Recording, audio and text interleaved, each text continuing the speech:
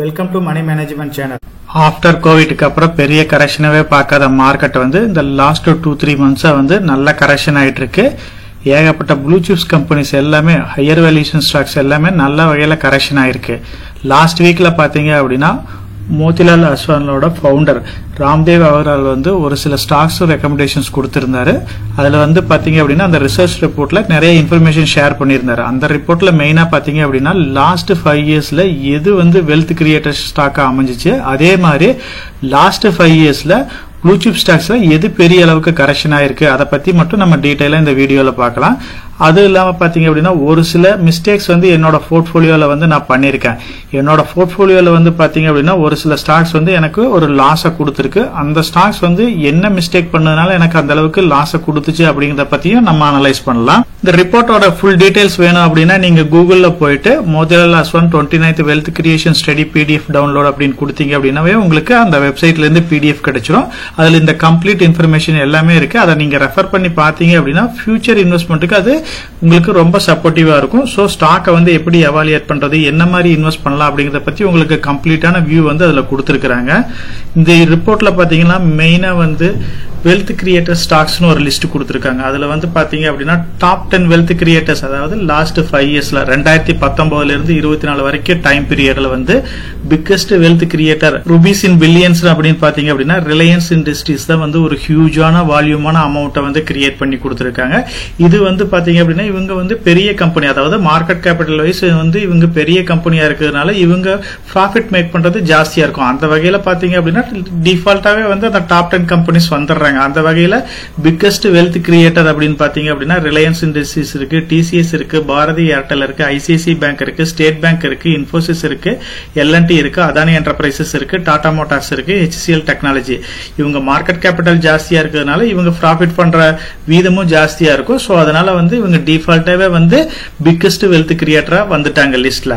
அதே மாதிரி ஃபாஸ்டஸ்ட் அப்படின்னு பாத்தீங்க அப்படின்னா மேக்ஸிமம் ஸ்டாக்ஸ் வந்து அதானி குரூப்ஸ்ல இருந்து தான் வந்திருக்கு. அதானி கிரீன் இருக்கு, அதானி என்டர்பிரைசஸ் இருக்கு. CAGR பாத்தீங்க அப்படின்னா அதானி கிரீனுக்கு வந்து 118% இருக்கு, அதானி என்டர்பிரைஸ்க்கு வந்து 85 இருக்கு, ஜிந்தால் ஸ்டெயின்லெஸ்க்கு வந்து 77 இருக்கு, டிக்சன் டெக்னாலஜிஸ் வந்து 74 இருக்கு, பர்சிஸ்டன்ட் சிஸ்டம்ஸ் வந்து 67 இருக்கு, சிஜி பவர்ஸ் வந்து 66 இருக்கு, அதானி பவர் வந்து 62 இருக்கு, ட்ரெண்ட் வந்து 62 இருக்கு, வருண் பெவரேஜஸ் வந்து 61 இருக்கு. இதெல்லாம் வந்து பாத்தீங்க அப்படின்னா லாஸ்ட் 5 இயர்ஸ்ல ரொம்ப ஃபாஸ்டா க்ரோ ஆன கம்பெனிஸ்னு கொடுத்திருக்காங்க. கன்சிஸ்டன்டா, அதாவது இந்த 5 இயர்ஸ் மட்டும் இல்லாம இதுக்கு ப்ரீவியஸா இருக்கிற இயர்ஸ்ல இருந்து பாத்தீங்க அப்படின்னா வருண் பெவரேஜஸ் வந்து நல்ல ரிட்டர்னை கொடுத்திருக்கு, ஹிந்துஸ்தான் ஏரோநாட்டிக்கல் வந்து நல்ல ரிட்டர்ன்ஸ் கொடுத்திருக்கு, பாரதி எலக்ட்ரானிக்ஸ் வந்து நல்ல ரிட்டர்னை கொடுத்திருக்கு, தெர்மெக்ஸ் கொடுத்திருக்கு, NMDC, Adani green, Adani enterprise, Jindal stainless, persistent systems, இது எல்லாமே பாத்தீங்க அப்படின்னா CAGR வந்து நல்ல ரிட்டர்னை கொடுத்திருக்கு. இது வந்து பாத்தீங்க அப்படின்னா 30% மேல 120 வரைக்கும் கன்சிஸ்டன்ஸா இந்த கம்பெனிஸ் எல்லாமே கொடுத்திருக்கு. சோ இதுல இருந்தே தெரியும் ஓரளவுக்கு ப்ளூ சிப்ஸ் கம்பெனிஸ் அப்படின்னாவே நல்ல ஒரு வெல்த் கிரியேட்டர் ஸ்டாக்கா தான் இருக்குது. சோ அந்த வகையில பாத்தீங்க அப்படின்னா இவங்க டிஸ்கஸ் பண்ணிருக்கிறது பிக்கஸ்ட் வெல்த் கிரியேட்டர் எது, ஃபாஸ்டஸ்ட் அண்ட் கன்சிஸ்டன்டா வந்து வெல்த் கிரியேட்டர் ஸ்டாக்ஸ் என்ன அப்படிங்கறத பத்தி டீடைலா இதுல வந்து அனலைஸ் பண்ணிருக்காங்க. நெக்ஸ்ட் பாத்தீங்க அப்படின்னா இந்த மார்க்கெட்ல லாஸ்ட் 5 இயர்ஸ்ல அதே மாதிரி 30% இருந்து 80% வரைக்கும் ஹியூஜா கரெக்ஷன் ஆன ஸ்டாக்ஸ் என்னென்ன அப்படிங்கறத பத்தி லிஸ்ட் கொடுத்திருக்காங்க. எப்படி வந்து வெல்த் கிரியேட் பண்ணுச்சோ அதே மாதிரி நிறைய ப்ளூ சிப் கம்பெனிஸ் வந்து அவங்க லாஸ்ட் 5 இயர்ஸ் ஹைல இருந்து நல்ல ஹியூஜான கரெக்ஷனை பார்த்திருக்காங்க. அந்த வகையில டாப் 10ல இருக்கிறது ஃபர்ஸ்ட் பிளேஸ்ல இருக்கிறது அப்படின்னு பாத்தீங்கன்னா அதானி டோட்டல் கேஸ் தான் இருக்கு. சோ அது 3998 ரூபாய், கிட்டத்தட்ட 4000 ரூபாய்க்கு இருந்த கம்பெனி வந்து இப்போ 800 ரூபாய்ன்ற லெவல்ல ட்ரேட் ஆயிட்டு இருக்கு. நல்ல ஒரு ஹியூஜான கரெக்ஷன் வந்து பார்த்திருக்கு. ஆல் டைம் ஹைல இருந்து 80% வரைக்கும் டவுனை பார்த்திருக்கு. அதானி கிரீன், அதானி என்டர்பிரைஸ் எல்லாமே வந்து 6442 அந்த லெவல்ல வந்து கரெக்ஷனை பார்த்திருக்கு. சோ கரெக்ஷன் அப்படின்னாவே டாப் 10ல ஃபர்ஸ்ட் இருக்கிறது அதானி குரூப்ஸ் தான் இருக்கு. சோ அதானி ப்ராப்ளத்தை பத்தி எல்லாத்துக்குமே கிளியரா தெரியும். ஃபர்ஸ்ட் ப்ளூம்பர்க் ரிப்போர்ட் வந்துச்சு, அந்த ப்ராப்ளம் வந்துச்சு. அதுக்கப்புறம் பாத்தீங்க அப்படின்னா அவங்க ஃபண்ட் ரைஸ் பண்ணப்ப யூஎஸ்ல அந்த கேஸ் ப்ராப்ளம் வந்துச்சு. இதனால பாத்தீங்க அப்படின்னா அதானி ஸ்டாக்ஸ் எல்லாமே வந்து கண்டினியூஸாவே ஃபாலோ பார்த்துச்சு. நியர்லி 20-40% வரைக்கும் நல்ல கரெக்ஷன் இந்த லாஸ்ட் 2 மந்த்ஸ்லயே பார்த்து. இப்ப இந்த கரெக்ஷன் ஆன அதானி குரூப் கம்பெனி லைட்டா ரெக்கவர் ஆனாலும் ஆனா அது லாஸ் பண்ண ரேஷியோ வந்து ரொம்ப ஜாஸ்தியா இருக்கு. அதுக்கப்புறம் லாஸ்ட்னு பாத்தீங்க அப்படின்னா குஜராத் கேஷ் இருக்கு, SBI கார்டு இருக்கு, டாடா எலக்ஸி இருக்கு, அதே மாதிரி டிமேட் இருக்கு, ஐஆர்சிடிசி இருக்கு, பர்கர் பெயிண்ட் இருக்கு, ஏசியன் பெயிண்ட் இருக்கு, ஐஓசிஎல் இருக்கு. சோ இது எல்லாமே பாத்தீங்கன்னா ப்ளூ சிப் கம்பெனி லிஸ்ட்ல வர்றதா. இதுல ஃபெமிலியரான ஸ்டாக்ஸ் வந்து நிறைய இருக்கு.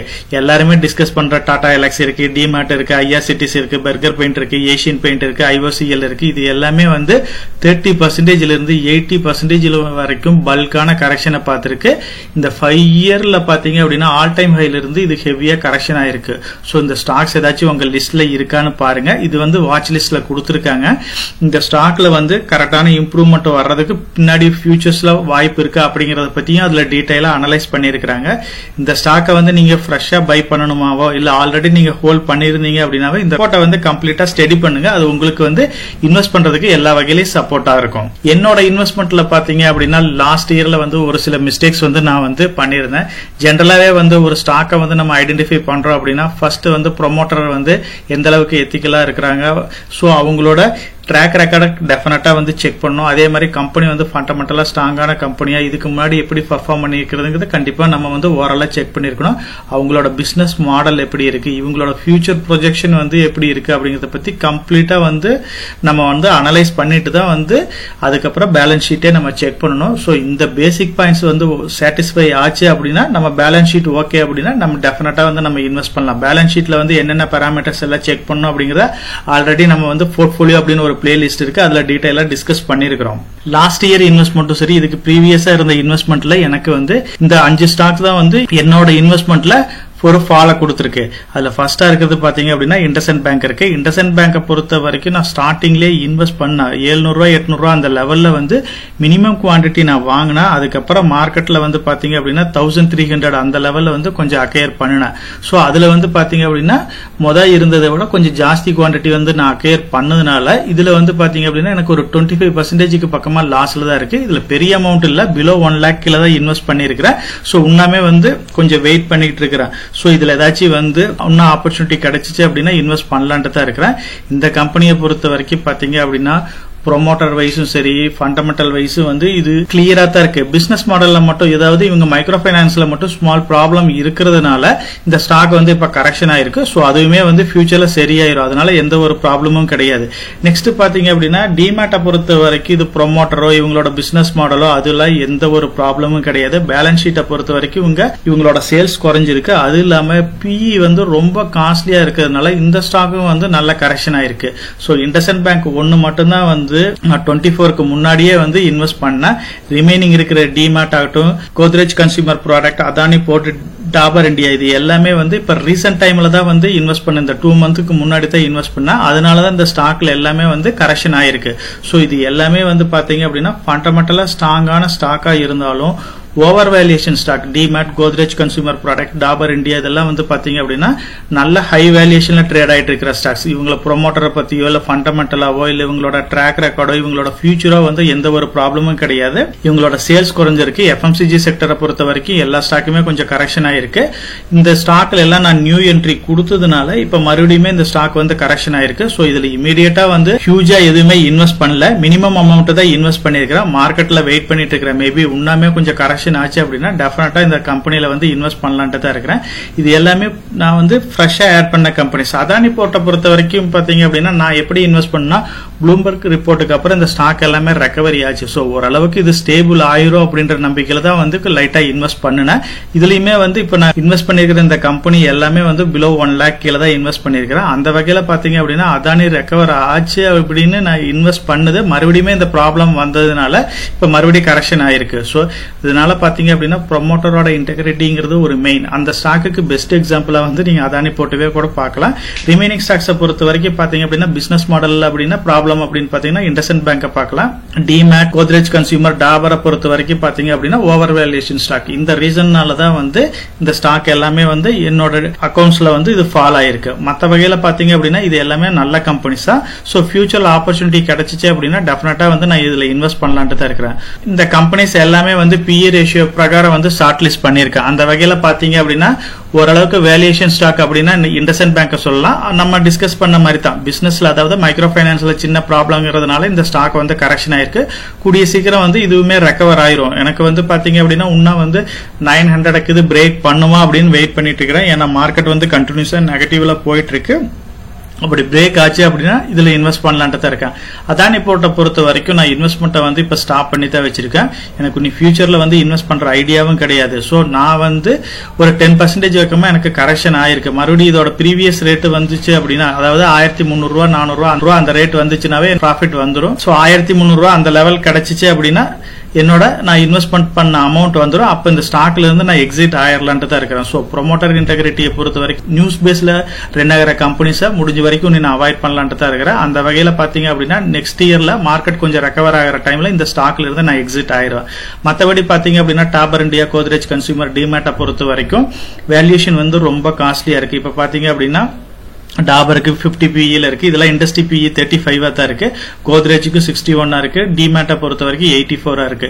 இது உண்மையாவே மார்க்கெட்ல வந்து கொஞ்சம் கரெக்ஷன் ஆகுது அப்படின்னா ஸ்டெப் பை ஸ்டெப்பா இதுல வந்து இன்வெஸ்ட் பண்ணிக்கிட்டே தான் இருப்பேன். மார்க்கெட்டை பொறுத்த வரைக்கும் பாத்தீங்க அப்படின்னா குவாலிட்டியான கம்பெனியவே வாங்கினாலும் கரெக்டான டைம்ல வாங்கல அப்படின்னா லாஸ் ஆகும் அப்படிங்கிறதுக்கு இதெல்லாம் வந்து பெஸ்ட் எக்ஸாம்பிளா நீங்க கன்சிடர் பண்ணிக்கோங்க. என்னோட டிமேட் அக்கௌண்ட்ல நான் லாஸ் ஆன ஸ்டாக்கை பத்தி டீடைலாவே சொல்லிட்டேன். அதே மாதிரி பாத்தீங்க அப்படின்னா நியூ இயர் ஸ்பெஷலா என்னோட கம்ப்ளீட் போர்ட்போலியோ வந்து எப்படி பில்ட் பண்ண அப்படிங்கறத பத்தி கம்ப்ளீட்டா அனலைஸ் பண்ணலாம்னு இருக்கிறேன். இந்த வீடியோவை யாரும் மிஸ் பண்ணிடாதீங்க. அதாவது நான் ஸ்டார்டிங்ல இருந்து எப்படி இன்வெஸ்ட் பண்ண ஆரம்பிச்சேன், அதுக்கப்புறம் வந்து நான் ஒரு டார்கெட்டா செட் பண்ணியிருந்த 1CA வந்து நான் எப்படி அச்சீவ் பண்ணியிருக்கிறேன், அது என்னென்ன செக்டர்ல எந்த ஸ்டாக்ல எப்படி நான் இன்வெஸ்ட் பண்ணிக்கிறேங்க, என்னோட டாப் 10ல வந்து எந்தெந்த ஸ்டாக்ல எவ்வளவு ஹோல்டிங்ஸ் அமௌண்ட் இன்வெஸ்ட் பண்ணியிருக்கிறேன் அப்படிங்கறத பத்தி இந்த வீடியோல டீடைலாவே அனலைஸ் பண்ணியிருக்கிறேன். இது வந்து பாத்தீங்க அப்படின்னா உங்களுக்கு கண்டிப்பா வந்து உங்களோட போர்ட்போலியோ எப்படி பில்ட் பண்றது, நான் என்னென்ன மிஸ்டேக்ஸ் பண்ணிருக்கேன், அதை எப்படி நீ கரெக்ட் பண்ணலாம் அப்படிங்கறத பத்தி அனலைஸ் பண்ணிருக்கிறேன்.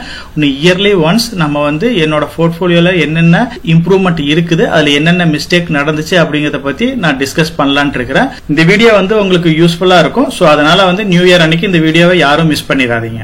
நம்ம சேனல் மெம்பர் கம்யூனிட்டியில போர்ட்போலியோ அப்டேட், அதாவது என்னோட போர்ட்போலியோல என்ன ஸ்டாக் பை பண்றேன், என்ன ஸ்டாக் செல் பண்றேன், என்னென்ன சேஞ்சஸ் பண்ணிட்டு இருக்கேன், இதை பத்தி இன்ஃபர்மேஷன்ஸ் வந்து ஷேர் பண்ணிட்டு இருக்கேன். டெய்லி மார்க்கெட் அப்டேட் வந்து முடிஞ்ச வரைக்கும் போஸ்ட் பண்ணிட்டு இருக்கேன். கார்பரேட்ல என்னென்ன ஈவென்ட் இருக்கு, நம்மளோட இந்திய எக்கனாமியை பத்தி ஒரு சில யூஸ்ஃபுல்லான இன்ஃபர்மேஷன்ஸ் எல்லாமே ஷேர் பண்ணிட்டு இருக்கோம். மெம்பர் கம்யூனிட்டியில ஜாயின் பண்ணி இதை ரெகுலரா ஃபாலோ பண்ணீங்க அப்படின்னா உங்களுக்கு நாலேஜ் இம்ப்ரூவ் ஆகிறது மட்டும் இல்லாம உங்களோட போர்ட்போலியோவை ஹெல்த்தியா பில்ட் பண்றதுக்கு எல்லா வகையிலும் சப்போர்ட்டிவா இருக்கும். இப்ப டிஸ்கஸ் பண்ண இன்ஃபர்மேஷன் எல்லாம் உங்களுக்கு யூஸ்ஃபுல்லா இருக்கும்னு நினைக்கிறேன்.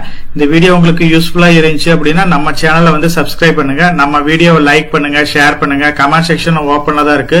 சோ இந்த வீடியோ பத்தி உங்களோட ஒப்பீனியன் என்ன, இதுல என்னென்ன டவுட்ஸ் இருக்கு அப்படின்னு நீங்க கமெண்ட் செக்ஷன்ல போஸ்ட் பண்ணீங்க அப்படின்னா உங்களுக்கு மட்டும் இல்லாம நம்ம வியூவர்ஸ் எல்லாத்துக்குமே நல்ல ஒரு சப்போர்ட்டிவா இருக்கும். நான் ஒரு செபி ரிஜிஸ்டர்ட் அட்வைசர் கிடையாதுங்க. நம்ம சேனல்ல போடுற வீடியோக்கள் எல்லாமே வந்து பாத்தீங்கன்னா எஜுகேஷனல் ஆர் இன்ஃபர்மேஷன் பர்பஸ்க்கோசரம் போஸ்ட் பண்ற வீடியோக்கள் தாங்க. இன்வெஸ்ட்மெண்ட்னா கண்டிப்பா ரிஸ்க் இருக்கும். அதனால நீங்க உங்க பினான்சியல் அட்வைசர் டிஸ்கஸ் பண்ணியோ இல்ல நீங்களா ஓன் டிசிஷன் எடுத்தோ இன்வெஸ்ட் பண்ணுங்க.